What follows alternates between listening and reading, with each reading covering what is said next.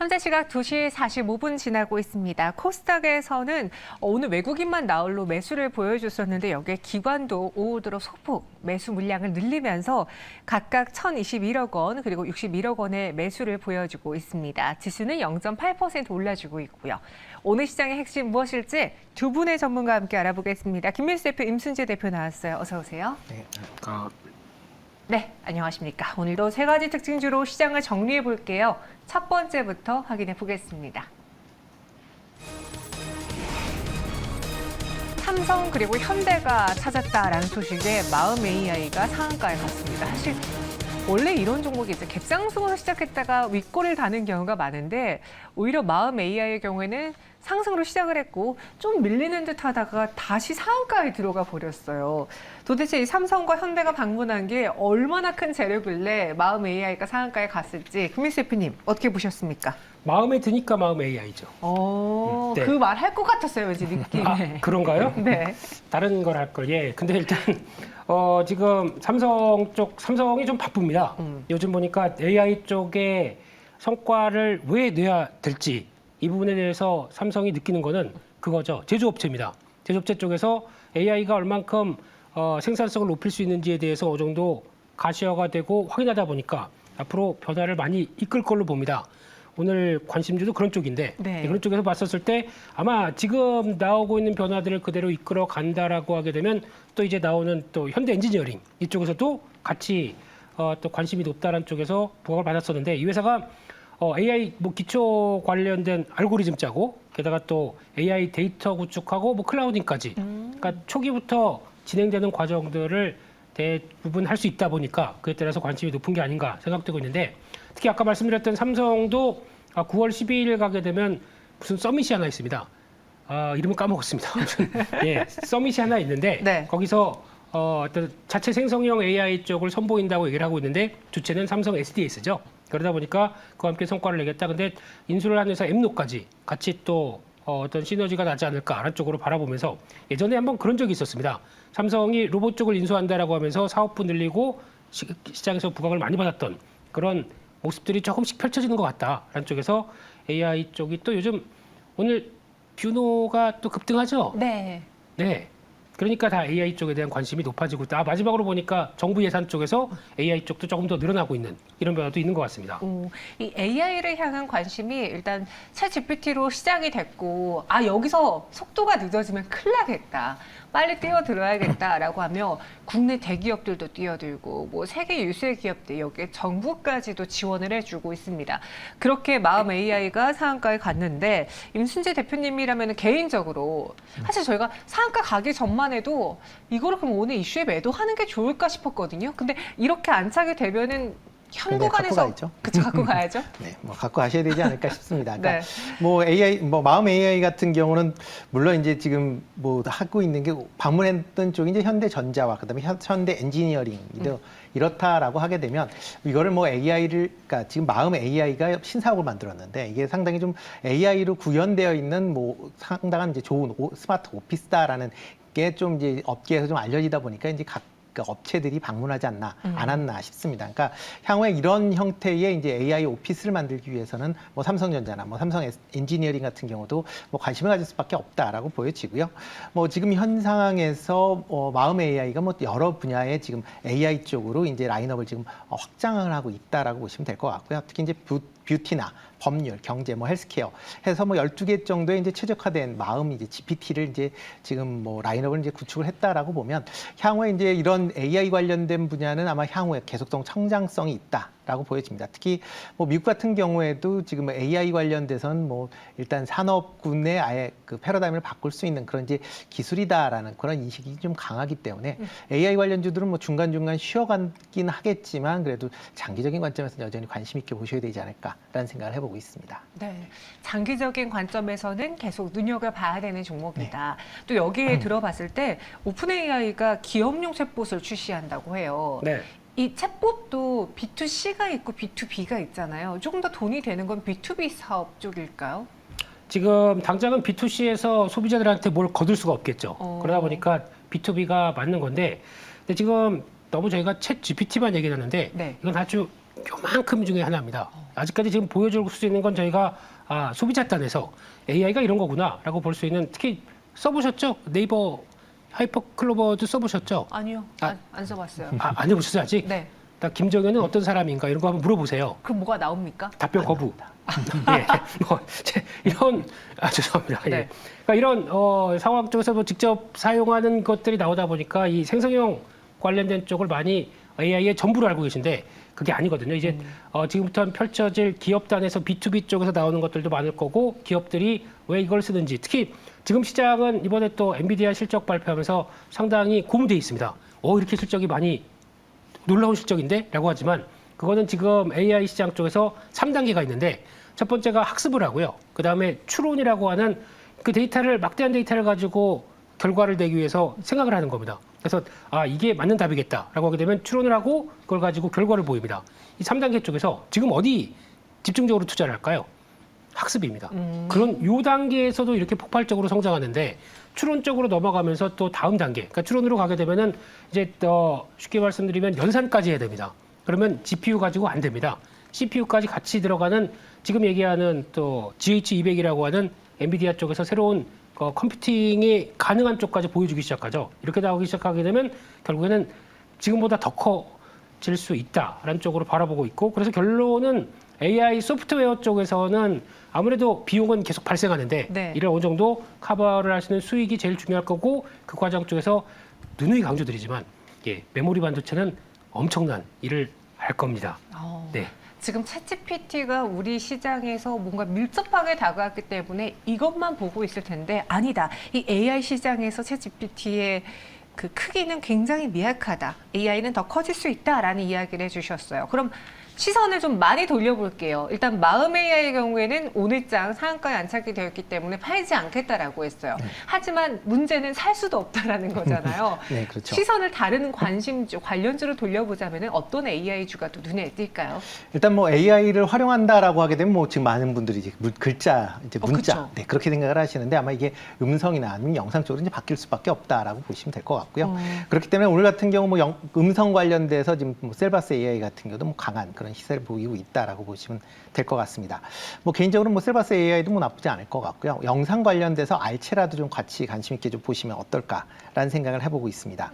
뭐 알체라 같은 경우도 뭐 대표적으로 이제 영상 관련된 이제 솔루션을 이제 AI에 공급한다라고 보시면 될 것 같고요. 특히 이제 네이버의 이제 자회사인 스노우가 대주주다라는 것도 아마 향후에 이제 하이퍼 글로벌 X가 이제 확대될수록 이제 좀 기대를 해볼 수 있지 않을까라는 생각을 해보고 있습니다.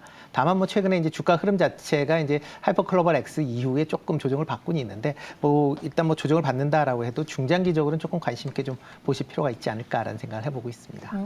향후에는 영상, 그러니까 문자, 음성, 영상 이렇게 점점 확장이 되니까 알체라 보자라고 해주셨고, 김민수 FM도 앞서 살짝 힌트 드렸어요. 내가 보는 관심주도 이와 관련된 사업을 하고 있는 기업이다라고 했거든요. 네, 이제 물론 네이버 관련된 쪽의 회사들도 중요하긴 하겠지만 네. 그쪽 관련돼서 지분 갖고 있는 것보다 아까 말씀드렸던 수익성과 성과를 내는 게 제일 중요한데, 그게 이제 다음으로 이제 소프트뱅크하고 손잡는다면서요. 네, 그랬을 때 저희가 얘기하는 LLM이라고 랭귀지 러닝 모델, 네. LLM이라고 하는 이쪽이 얼만큼 또 쫙 맞춰져서 넘어가느냐라는 부분들도 중요할 것 같은데, 그보다는 일단 지금 당장 삼성도 그렇고 가장 핵심은 학습이라고 생각합니다. 학습 쪽에서 중요한 거는 이제 빅데이터를 처리하는 능력들, 이게 가장 먼저라고 생각하게 되면 제가 보기에는 솔트룩스 이 회사가 삼성이 관심이 많을 걸로 생각하고 있습니다. 네. 거기까지만 말씀드리겠습니다. 그래서 아마 그쪽으로 봤었을 때는 솔트룩스의 영향력은 좀 더 커질 수 있지 않나라는 쪽에서 좀 더 관심 있게 봐야 될 것 같습니다. 솔트룩스를 관심주로 주셨습니다. 현재 주가는 2.98% 오름세를 보이고 있고요. 또 임순재 대표님은 알체라 영상 쪽으로도 보겠다. 현재 2.4% 동반 오름세 나타내고 있습니다. 이어서 두 번째 실시간 특징주 만나볼게요.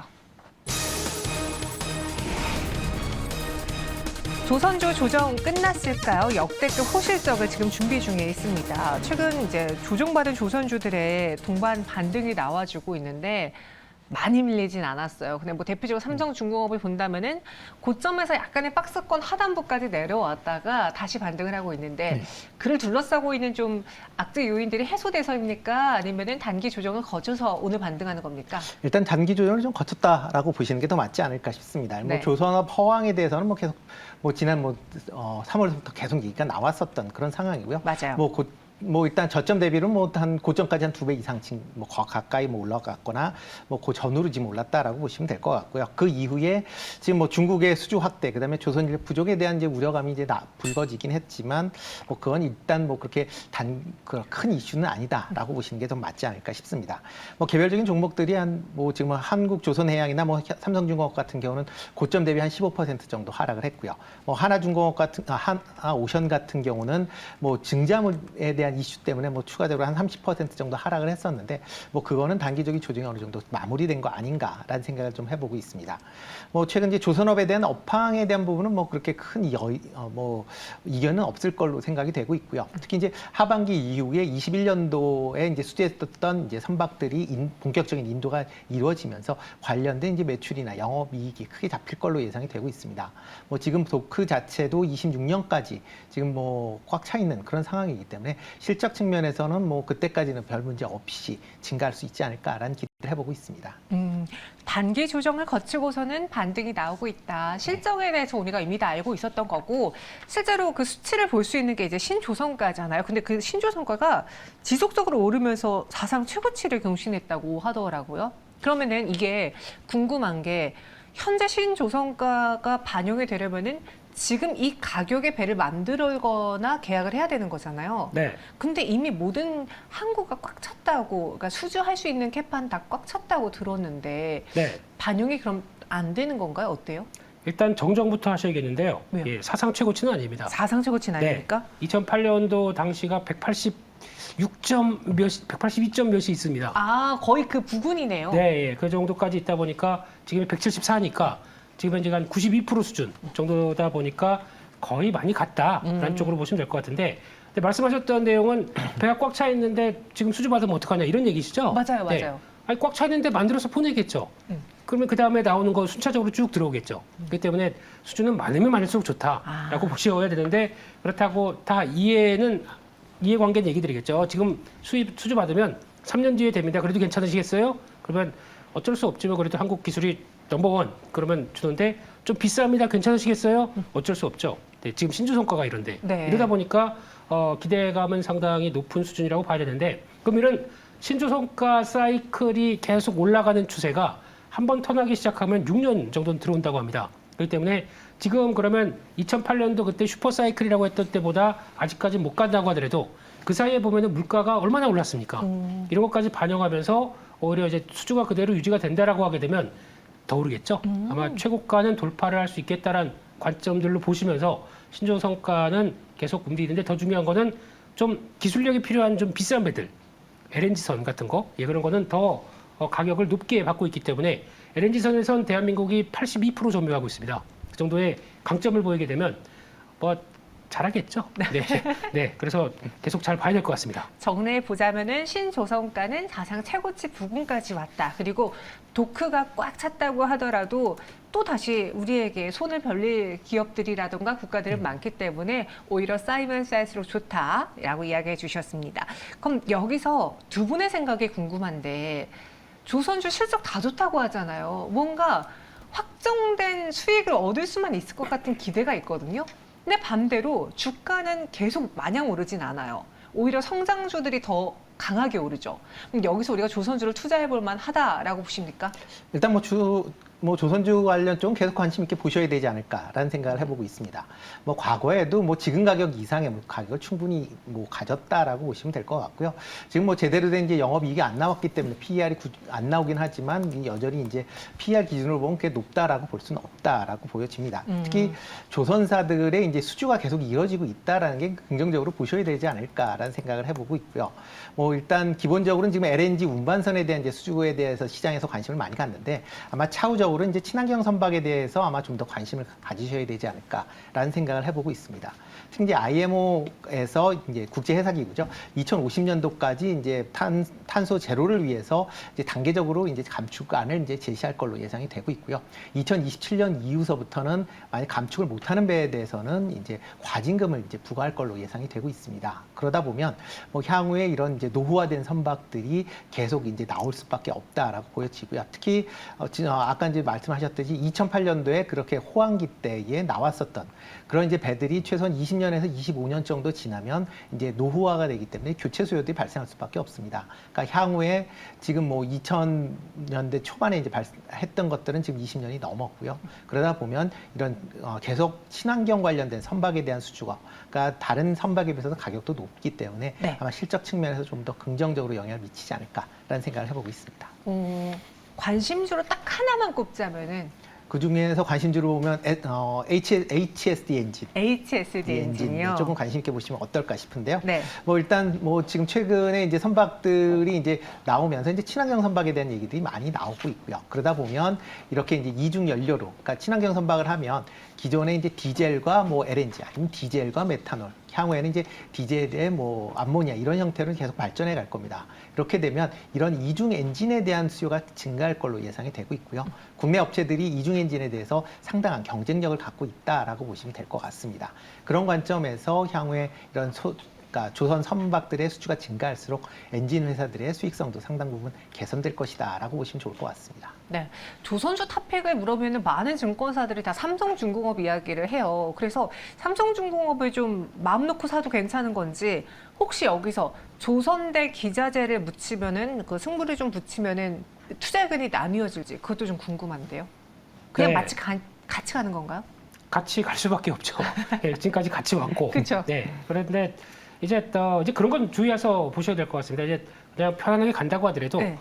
수주가 받은 게 취소가 될 수가 있습니다.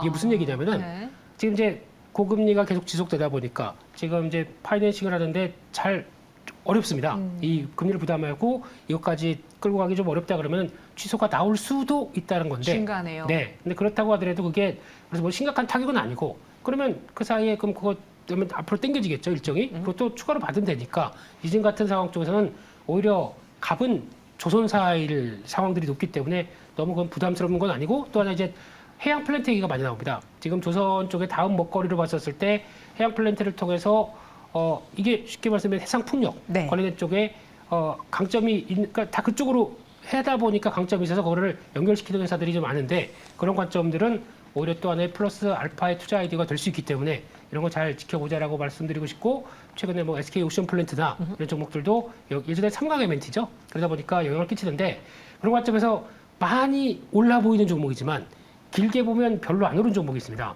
태웅입니다. 태웅이요. 네. 지금 이 회사는 최근 들어서는 좀 올랐는데 이거를 약간 바꿔서 월봉으로 보게 되면은 좀 길게 볼까요? 과거에 2007년도 고점 때 11만 원대 갔던 종목인데 그 사이에 단조 회사들이 다 쓰러졌습니다. 네. 그러다 보니까 같이 힘들었었죠. 그러다가 지금 남은 몇 개 안 된 회사 중에 대형 쪽 1,500톤이나 8,000톤 이상으로 프레스를 할 수 있는 회사는 포징 프레스라고 합니다. 단조. 예. 좀 단조로 와요. 네. 근데 그런 쪽에서 나올 수 있는 것까지 보게 되면 이제 2분기 실적이 찍혔기 때문에 이에 따라서 변화가 확인될 수 있겠다라고 하게 되면 그렇다고 지금 사지 마시고요. 약간 조정 들어온다. 그러면은 꼭 봐야 될 대표적인 풍력하고 있고 원자력, 우주항공 다 연결될 수 있습니다. 같이 보셔야 될 것 같습니다. 네, 그래서 저희가 어제 해상풍력 이야기할 때도 태웅을 꼽아주셨는데 네. 오늘도 또 어김없이 나왔습니다. 지금 당장 따라가기보다는 계속 조정 시에 매수할 만한 종목으로 관심 종목 안에 두고 보자라고 의견 주셨고요. 마지막 실시간 특징주 빠르게 만나볼게요. 식지 않는 테마주 양자 관련주가 급등하고 있습니다. 당시 양자 컴퓨팅 관련주 불씨가 짚어졌는데 그 급등 배경을 보자면은 어때요? 뭐 새로운 소스가 나왔습니까? 뭐 또 새로운 게 나오긴 했죠. 네. 뭐 과기정통부에서 이제 그 새로운 이제 양자 물질을 이제 발견했다라고 이제 얘기가 나왔습니다. 특히 이제 이번에 이제 발견된 건 이제 과기부에서 이제 기초 연구 사업으로 이제 지원했었던 내용에 대해서 결과가 나왔기 때문에 이제 발표를 했다라고 보시면 될 것 같습니다. 뭐 이번에 나온 뭐 내용 자체로는 보면 새로운 이제 물질을 만들 수 있는 어떤 계기, 어떻게 보면 실증적인 부분이다라고 보시면 되는데요. 그렇지만 이거를 만들기 위해서 나왔었던 이론적 배경은 40년 전에 나온 내용입니다. 그러니까 40년 동안 연구했었던 게 지금 이제 실험실 단위로 입증이 될 수 있다라고 이제 보시면 될 것 같고요. 뭐 이거 내용에 대해서 이제 추가적인 연구가 더 필요하다라고 분명히 이제 적혀져 있다라고 보시면 될 것 같습니다. 그렇지만 이제 시장 내에서는 이제 최근 들어서 이제 이런 신기술, 특히 이제 신소재 관련돼서 일단 관심들이 상당히 좀 많이 이제 있다 보니까 뭐 초전도체에서부터 시작해서 맥심, 뭐 양자로 해서 계속 지금 순환되고 있는 그런 모습인데 아직까지는 관련된 기술이 실험실 수준에 머물러져 있다라고 보시면 될 것 같고요. 이게 실질적으로 양산화될 때까지는 산 넘어 산, 뭐 여러 가지 이제 사항들이 있기 때문에 그런 부분을 같이 보셔야 될 것 같고요. 오늘 같은 경우는 뭐 이런 뭐 양자 컴퓨터링 관련된 부분뿐만 아니라 SKT가 이제 양자 암호 통신에 대해서 국제 규격을 이제 추진하겠다라는 기대감도 같이 좀 반영된 거 아닌가 싶습니다. 뭐 SKT 같은 경우는 뭐 세계 최초로 해서 양자 암호 통신을 지금 국내에서 실시를 하고 있는 그런 상황이고요. 그거와 관련돼서 뭐 여러 가지 이제 기술들이 있습니다. 그 중에 대표적으로 양자 키 분배 기술이라는 것과 양자 내성 암호라는 기술이 있는데 이 기술을 이제 혼합하는 이제 새로운 이제 암호 체계를 국제 규격으로 이제 밀겠다라고 했다라는 내용 때문에 일단 뭐 관련돼서 양자 암호 관련된 종목들을 좀 뭐 덕분에 강하지 않았나라는 생각을 좀 해보고 있습니다. 네, 그래서 오늘 양자 암호 관련주, 양자 컴퓨터 관련주들이 다시 한번 움직였는데 지난번에도 저희가 이 질문을 드렸던 것 같은데 김민재 대표님, 네. 지금 이 테마 속에 뭐 초전도 테마가 강했었고 맥신 테마도 있었잖아요. 그들과 비교해 보자면 양자 컴퓨터 관련 테마주들은 좀 실체가 있는 건지 아니면 어차피 이게 성공하든 아니든 상용화까지 시간이 먼 거는 매한가지니 똑같이 실체가 없다라고 봐야 되는 건지요. 제가 맥심까지는 어떻게 저쪽에 쫓아가 봤습니다. 네. 양자는 보니까 이제 바로 공식이 나오더라고요. 화학식이 나오기 시작하고 뭐 이렇게 물리 공식이 최소 에너지 분자 구조 나오고 막 그러더라고요. 네. 최소 에너지의 단위가 시작되면서 에너지의 질량 단위 나오기 시작 그만하겠습니다. 네네. 이렇게 나오기 시작해서 보다가 일단 포기했고요. 안 하면 되지 뭐 이러면서 하게 됐는데 제일 중요한 거는 일단 지금 바라보는 그러니까 시장이 취약할 때 나오면서 새로운 신소재에 대한 관심들이 높아지다 보니까 갔는데 지금은 정반대입니다. 시장이 약간 고개를 들고 있죠.